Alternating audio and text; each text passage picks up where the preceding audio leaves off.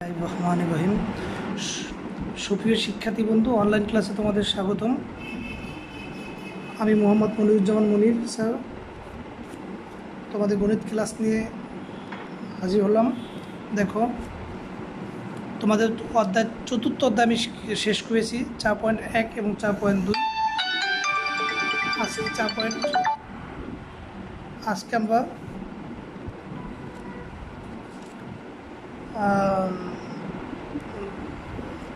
13তম অধ্যায় নিয়ে আলোচনা করব।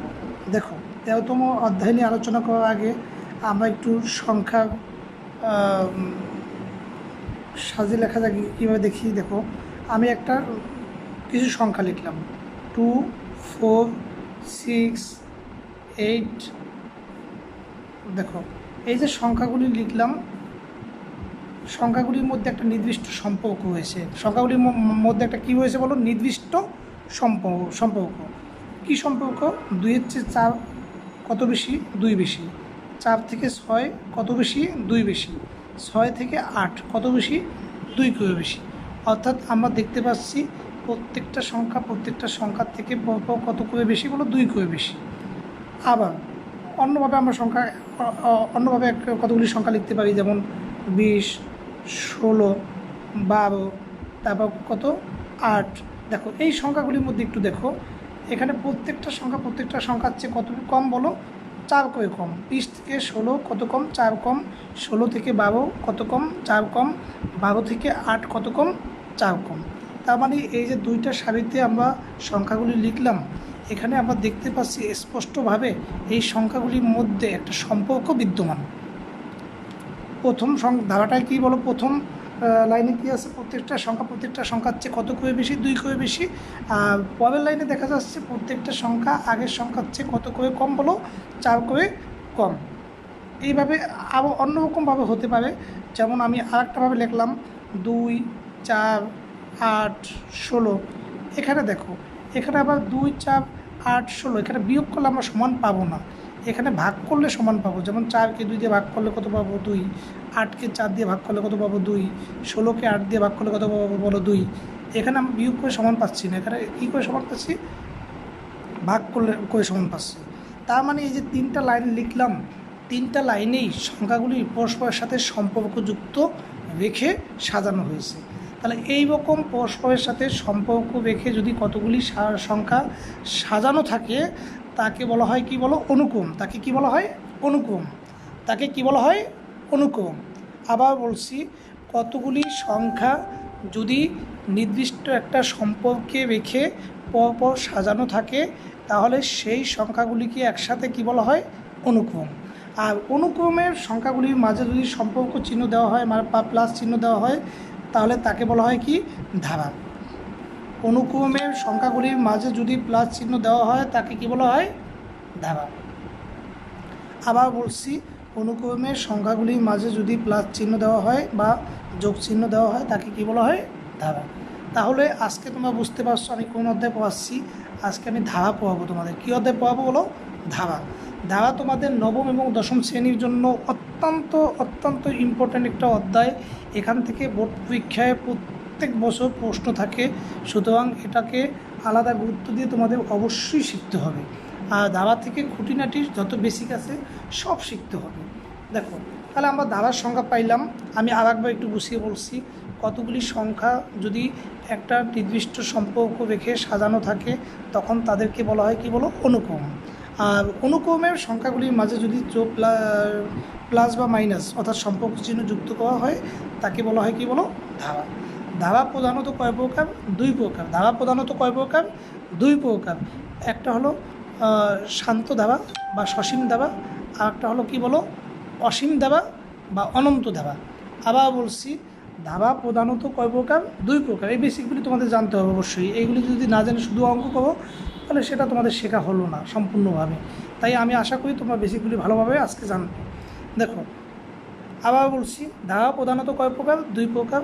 একটা হলো অনন্ত ধারা বা অসীম ধারা, আর একটা হলো কি? শান্ত ধারা বা সসীম ধারা। অনন্ত ধারা বা অসীম ধারা, একটা কি বলো? শান্ত ধারা বা সসীম ধারা। শান্ত ধারা বা সসীম ধারা বা 2 প্রকার। একটা হলো কি? সমান্তর ধারা, আর একটা কি বলো? গুণোত্তর ধাবা। একটা সমান্তর ধাবা আর একটা কী ধাবা বলো, গুণোত্তর ধাবা। এখানে নামের মধ্যেই কিন্তু অর্থ বহন করে সমান্তর কী ধাবা কী আর গুণোত্তর ধাবা কী। সমান্তর ধাবা মানে সমান অন্তর থাকবে, সমান্তর ধাবা মানে কি সমান অন্তর থাকবে, আর গুণোত্তর ধাবা মানে কি সমান অনুপাত থাকবে। ঠিক আছে, তাহলে দেখো আমি আজকে তোমাদের নবম এবং দশম শ্রেণীতে জেনারেল ম্যাথে শান্ত ধারা নিয়ে আলোচনা আছে, এখানে অনন্ত বা অসীম ধারা নিয়ে আলোচনা নেই। তো শান্ত ধারা কয় প্রকার বললাম, 2 প্রকার। একটা হলো কি সমান্তর ধারা, আর একটা কী বলো গুণোত্তর ধারা। 13.1 সমান্তর ধারা, 13.2 কী বলো গুণোত্তর ধারা। এখন সমান্তর ধারা কি এটা আমরা একটু শিখি। দেখো 2 থেকে 4 কত বেশি, 2 বেশি। 4 থেকে 6 কত বেশি, 2 বেশি। 6 থেকে 8 কত বেশি, 2 বেশি। 20 থেকে 16 কত কম, 4 কম। 16 থেকে 12 কত কম, 4 কম। 12 থেকে 8 কত কম, 4 কম। অর্থাৎ এখানে বেশি এবং এখানে কম। তার মানে বিয়োগফল 2 ক্ষেত্রেই কী বলো বিয়োগফল সমান। কী সমান, বিয়োগফল সমান অথবা অন্তর সমান। তাহলে এইরকম পরপর 2টি পদের অন্তর যদি সমান হয় তাকে কী বলা হয় বলো সমান্তর ধারা। 4 থেকে 2 কত বেশি, 2 বেশি। 6 থেকে 4 কত বেশি, 2 বেশি। 8 থেকে 6 কত বেশি, 2 বেশি। তাহলে এইরকম বেশি অথবা সমানভাবে কম থাকলে সেটা কী দেওয়া বলো সমান্তর ধারা। আর যদি যে কোনো পদকে তার আগের পদ দিয়ে ভাগ করলে অনুপাত সমান হয়, যেমন 4কে আমরা 2 দিয়ে ভাগ করলাম 2, 8কে 4 দিয়ে ভাগ করলাম 2, 16কে 8 দিয়ে ভাগ করলাম কত 2, এরকম ভাগ করে যদি অনুপাত সমান পাওয়া যায় তাহলে তাকে বলা হয় কি বলো গুণোত্তর ধারা। তাহলে সমান্তর ধারা শিখলাম এবং গুণোত্তর ধারা শিখলাম। এখন সমান্তর ধারার জন্য কিছু সূত্র আছে, এই সূত্রগুলি তোমাদের লিখে দিচ্ছি, তোমরা একটু ভালো করে সূত্রগুলি শিখবে। দেখো 1 নম্বর সূত্র, সমান্তর ধারার n-তম পদ। সমান্তর ধারার n-তম পদ সূত্র কি বলো, সমান্তর ধারার n-তম পদের সূত্র a plus n-1 into D. সমান্তর ধারার n-তম পদের সূত্র কি a plus n-1 into D. সমান্তর ধারার n পদের সূত্র কি n-তম পদের সূত্র কি a plus n-1 into D. এখানে আমি সংখ্যাগুলি পরিচয় তোমাদের একটু পরে লিখে দিচ্ছি। এরপর সমান্তর ধারার n সংখ্যক পদের, সমান্তর ধারার n সংখ্যক পদের সমষ্টি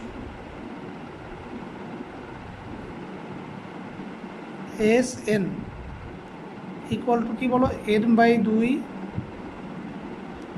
2a plus n-1 into D. দেখো তাহলে সমান্তর ধারার n-তম পদের সূত্র কি a plus n-1 into d. আর সমান্তর ধারার n সংখ্যক পদের সমষ্টি সূত্র কি বলো Sn equal to n/2 2a plus n-1 into D. এখানে পরিচয় দেখো, এখানে a মানে কি বলো প্রথম পদ, এখানে a মানে কি প্রথম পদ, ডি মানে কি বলো সাধারণ অন্তর, সাধারণ অন্তর। আর এন মানে কি বলো পদ সংখ্যা।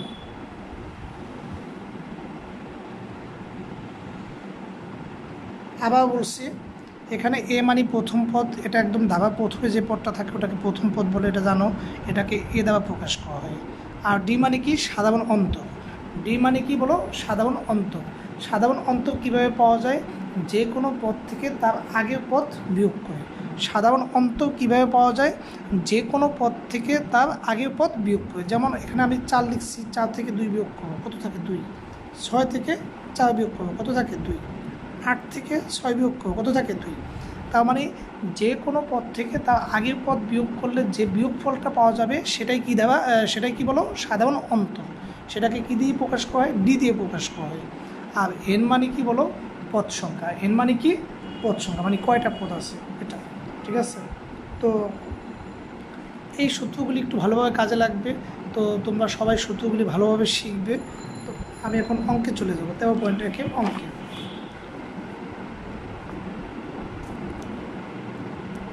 এক্সারসাইজ 13.1 দেখো 5, 6, 7 একই টাইপের অঙ্ক, তো 6, 7 থেকে একই টাইপের অঙ্ক। আমি একটা অঙ্ক আছি 7 নম্বর অঙ্কটা।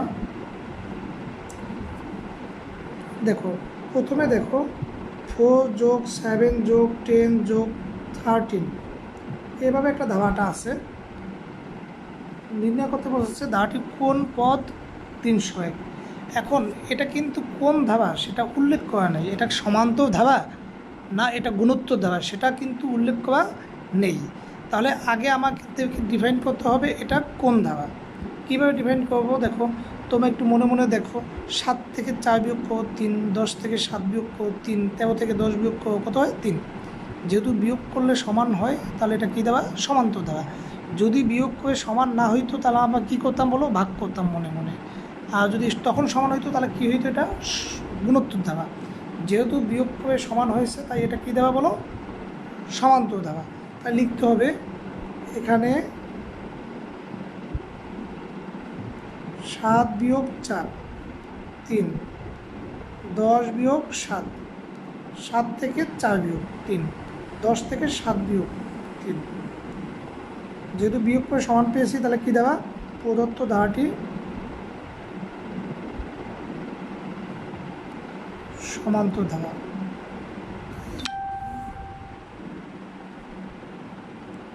যা প্রথম পদ, প্রথম পদকে কী দিয়ে প্রকাশ করা হয়, এ। প্রথম পদকে কী দিয়ে প্রকাশ করা হয়, এ। এ মান প্রথম পদ, এ মান কত বলো 4। সাধারণ অন্তরকে কী দিয়ে প্রকাশ করা হয়, ডি। সাধারণ অন্তরকে কী দিয়ে প্রকাশ করা হয়, ডি। এই যে কত পাইছি বিয়োগ করে 3 পেয়েছি এটা। এখন চেয়েছে ধারাটি কোন পদ 301, মানে কততম পদ 301। আমরা ধরে নিলাম, ধরি ধারাটির এনতম পদ সমান সমান 301। চেয়েছে ধারাটির কোন পদ 301, আমরা জানি না, এর জন্য ধরে নিলাম ধারাটির এনতম পদ 301। এখন এনতম পদের সূত্র সবাই জানি, আমরা একটু আগে লিখছি। এনতম পদের সূত্র কি, a + n - 1 × d। এনতম পদের সূত্র কি, a + n - 1 × d। এ মান কত দেখো 4 যোগ n - 1 থাকবে, ডি এর মান কত 3 সমান কত 301। 4 3 × n 3n মাইনাস 3 × 1 কত 3 সমান কত 301। এখন আমরা n এর মান বের করবো। দেখো 4 থেকে 3 বিয়োগ করলে কত থাকে 1 যোগ 3n = 301। এবার আমরা কী করবো বলো, 3n এর সাথে 1 প্লাস আছে, ওটা ডান পাশে নিয়ে গেলে কী হবে, মাইনাস 3n বিয়োগ করলে কত হয় বলো 300। এবার এই ক্যালকুলেশন তোমাদের বোঝানো কিছু নেই, তোমরা সবাই পারবে আশা করি। এনের সাথে 3 গুণ ছিল, ভাগ হয়ে যাবে, সুতরাং n = কত 100। n এর মান কত পেলাম 100। অতএব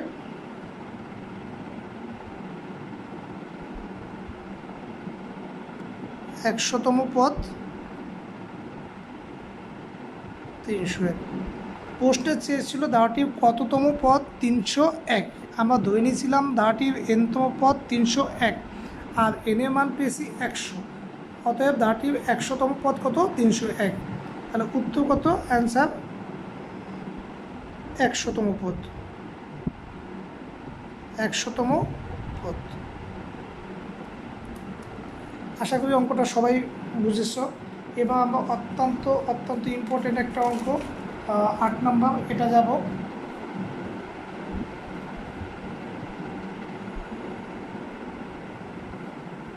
দেখো 8 নম্বর অঙ্কটা অত্যন্ত ইম্পর্টেন্ট একটা অঙ্ক, এটা পরীক্ষায় খুব আসে, সংখ্যা চেঞ্জ করে আসে।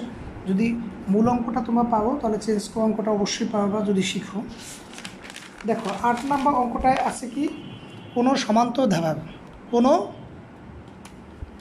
8 নম্বর অঙ্কটা আছে কোনো সমান্তর দেওয়ার এনতম পথ এন আর এনতম পথ এম, ধারাটির এম প্লাস এনতম পথ কত। ধারাটা আবার বলছি, ধারাটার এমতম পদ আছে এন আর এনতম পদ আছে কি বলো এম, চেয়েছি কি এম প্লাস এনতম পদ। এখানে ধারাটা দেওয়া নাই। তোমরা একটা টেকনিক মনে রাখবে, যদি ধারা না দেওয়া থাকে, যদি সমান্তর ধারার ক্ষেত্রে ধারা দেওয়া না থাকে, তাহলে প্রথম পদকে এ ধরে নিবে, সাধারণ অন্তরকে কী ধরে নিবে ডি। আবার বলছি, যদি ধারা দেয়া না থাকে, যদি ধারা দেয়া না থাকে, আমরা প্রথম পদকে কী ধরে নিব এ, প্রথম পদকে কী ধরে নিব এ, আর সাধারণ অন্তরকে কী ধরে নিব ডি। তাহলে মনে করি সমান্তর ধারাটির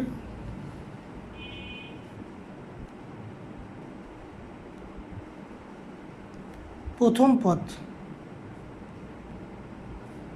ইকুয়াল টু এ এবং সাধারণ অন্তর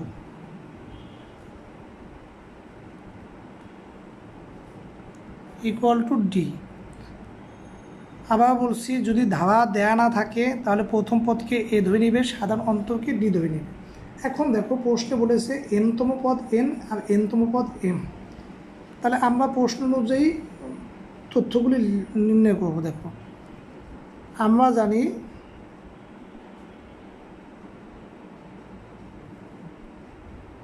সমান্তর ধারা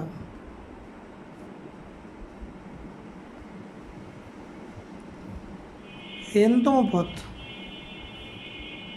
আমরা জানি সমান্তর ধারার এনতম পদ কত বলো a plus n minus one into d. সূত্রটা লিখলাম। এবার এখানে একটু কাজ করি আমরা, n into d, n d গুণটা করে দিই, মাইনাস ডি ইন্টু এক কত ডি। আবার বলছি, আমরা জানি সমান্তর ধারার এনতম পদ সূত্র কি a plus n minus one into d. আমরা কী কাজ করেছি বলো, n into d n d, d into এক ডি, এই কাজটা করেছি গুণ করে। এখন আমাদের এমতম পদও লাগবে, তাহলে এমতম পদ নির্ণয় করি। এমতম পদ এনের জায়গায় শুধু কি হবে বলো এম হবে। এখানে যা আছে সব ঠিক থাকবে, শুধু এনের পরিবর্তে কী হবে এম, যেহেতু এমতম পদ নির্ণয় করতেছি। তাহলে আমরা এমতম পদ পেলাম এত আর এনতম পদ পেলাম এত, কিন্তু প্রশ্নে দেওয়া আছে এমতম পদ কত এন। আমরা এমতম পদ পেয়েছি এটা a plus m d minus d, আর প্রশ্ন আমরা পেয়েছি এমতম পদ এটা, আর প্রশ্নে এটা দেওয়া আছে কত এন, তার মানে এত ইকুয়াল টু এন। আমরা এনতম পদ পেয়েছি এটা a plus n d minus d, আর প্রশ্নে দেওয়া আছে কত এম। এটাকে আমরা 1 নং দিলাম, এটাকে দিব 2 নং। এখন 1 নং এবং 2 নং কী করব, দেখো এখানে এ চিহ্ন এখানে এ চিহ্ন একই, এখানে ডিএস চিহ্ন এখানে ডিএস চিহ্ন কী বলো একই। তাহলে আমরা এই ক্ষেত্রে 1 নং থেকে 2 নং বিয়োগ করলে এই সংখ্যাগুলি কাটা যাবে। তাই আমরা কি করব বলো, 1 নং থেকে 2 নং বিয়োগ করব। 1 নং থেকে 2 নং বিয়োগ করি,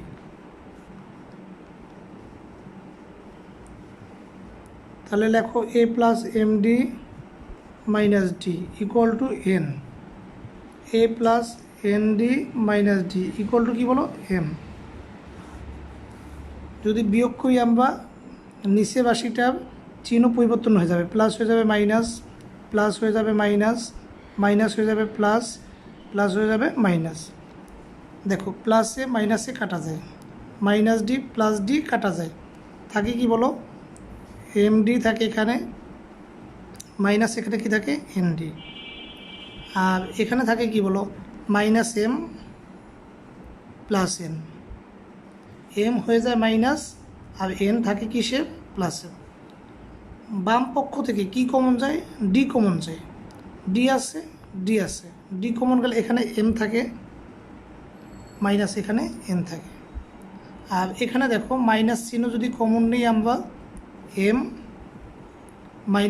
মাইনাসে প্লাসে কী হবে মাইনাস এন। ডি এর সাথে m-1 গুণ আছে, ডান পাশে নিয়ে গেলে কি হবে বলো, ভাগ, m-1 n ভাগ হয়ে গেল। এখন ভাগ করে দিলে দেখো m-n কাটা যায়, কি থাকে বলো, -1 থাকে। গুণ ভাগের সময় যখন সব কাটাকাটি যায় কি থাকে, -1। আমার ডি এ মান পেয়ে গেলাম, কি পেলাম, ডি এ মান। এখন আমাদের অঙ্কে কিন্তু ডি এ মান চাইনি, অঙ্কে চেয়েছে কি বলো, m+n তম পদ। অঙ্কে কী চেয়েছে, m+n তম পদ। দেখো আমরা জানি n-তম পদ হলো a+n-1 × d। যখন n-তম পদের জায়গায় m+n আসবে তখন এই n-এর জায়গায় কি বসবে, m+n। দেখো আমি লিখতেছি, সুতরাং ধারাটির m+n-তম পদ ইকুয়াল টু, আমাদের সূত্র ছিল কি, a+n-1 × d, a+n-1 × d। n এর জায়গায় এখানে কত আছে, m+n, তাহলে -1 আগের মতোই থাকবে, d আগের মতোই থাকবে, শুধু n এর পরিবর্তে m+n বসবে। এখন গুণটা আমরা করে দিই, m × d md যোগ n × d nd বিয়োগ d × 1 কত বলো, d। 1 নংয়ের সাথে আমি মিল করি, দেখো a+md - d, a+md - d, এটা 1 নংয়ের সাথে মিলছে, আর ndটা আলাদা থেকে যায়। আবার বলছি a+md, এই -dটা এখানে লিখলাম, তাহলে কার সাথে মিলে, এটা 1 নংয়ের সাথে মিলে, কার সাথে মিলে, 1 নংয়ের সাথে মিলে। 1 নংয়ের সাথে মিললে 1 নংয়ে এটার মান কত আছে, n আছে, কি আছে, n, আমি n লিখে দিলাম। 1 নংয়ে দেখবে এটা মান কত, n, আমি n লিখে দিলাম, প্লাস এই n। আর ডি এর মান আমরা কত পেয়েছিলাম বলো, -1। ডি এর মান কত পেয়েছি, -1। মাইনাস মান ব্র্যাকেটে রাখতে হয়, যদি গুণ থাকে তাহলে, আমি এই জন্য ব্র্যাকেটে রেখেছি n, প্লাসে মাইনাসে কি বলো, মাইনাস n × 1 কত হয়, n। n থেকে n বিয়োগ করলে কি থাকে, 0। এটাই আমাদের আনসার। যারা একবারে অঙ্কটা না বুঝবে, টেনে টেনে একটু বারবার দেখবে, তাহলে অবশ্যই বুঝতে পারবে। দেখো খুবই সোজা অঙ্ক যদি বুঝো। এবার দেখো 9 এবং 10 একই টাইপের অঙ্ক, আমি 10 নম্বর অঙ্কটা করাচ্ছি। দেখো 10 নম্বর অঙ্কটা আছে কি, ধারাটির প্রথম 9টি পদের সমষ্টি নির্ণয় করো। ধারাটির প্রথম 9টি পদের সমষ্টি নির্ণয় করো। তাহলে এখানে দেখো ধারাটা কি আছে, 8 + 16 + 24 + ... এরকম একটা ধারা আছে। এখন এই ধারাটা কি আমাকে বলে দেয় না এটা কোন ধারা। তাহলে দেখো 16 থেকে 8 বিয়োগ করলে 8, 24 থেকে 16 বিয়োগ করলে 8। যেহেতু বিয়োগ করে সমান পাওয়া যায় তাই এটা কী ধারা বলো, সমান্তর ধারা। যেহেতু বিয়োগ করে সমান পাওয়া যায় তাই এটা কী ধারা বলো, সমান্তর ধারা। তাই আমি এটা লিখে প্রমাণ করবো। দেখো 16 থেকে বিয়োগ করলাম 8 পাইলাম। 24 থেকে 16 বিয়োগ করলাম, কত পাইলাম, 8 পাইলাম। সুতরাং প্রদত্ত ধারাটা কী ধারা,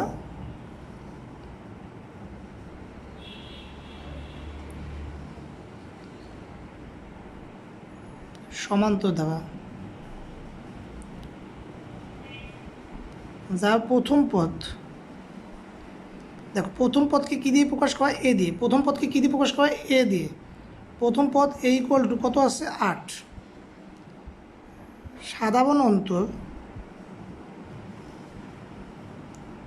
সাধারণ অন্তরকে কী দিয়ে প্রকাশ করা হয়, ডি দিয়ে। কত পেয়েছি যে বিয়োগ করে, এটাও 8 পেয়েছি। এখন আমার লাগবে কি বলো, 9টি পদের সমষ্টি। কি লাগবে, 9টি পদের সমষ্টি। আমরা জানি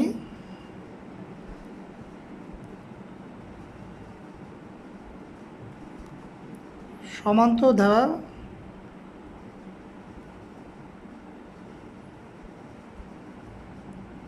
n পদের সমষ্টি।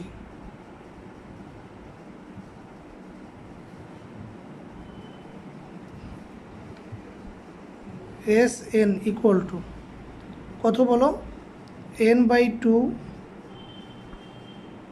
2a + n - 1 into d. সূত্রটা লিখছি, ওই যে দ্বিতীয় সূত্রটা আজকে দেখো।